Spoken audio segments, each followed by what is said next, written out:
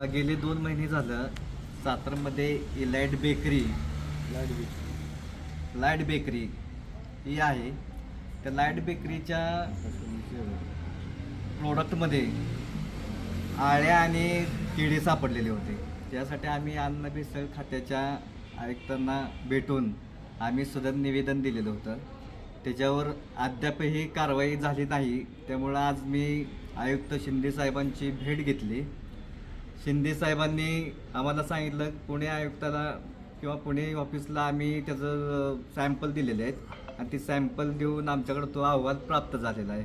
आम्ही लवकरच त्या न्यायालयामध्ये त्याच्यावर खटला दाखल करून आपण लाईट बेकरीच्या मालकावर किंवा त्या बेकरीवर आम्ही सदर दंडात्मक कारवाई किंवा जे काही कडक कारवाई करता येईल त्या आम्ही करणार आहोत. त्यामुळे आज मी या ठिकाणी आलेलो आहे. माझ्यासोबत जिल्हाध्यक्षा पद्माताई सुतार आहेत. माझ्यासोबत शहराध्यक्ष गौतम रणदिवे आहेत आणि सामाजिक कार्यकर्ते मिलिंद कांबळे आहेत. आणि आम्हाला आश्वासन दिलेलं आहे आयुक्तांनी की आम्ही पुढील कारवाई कडक करू.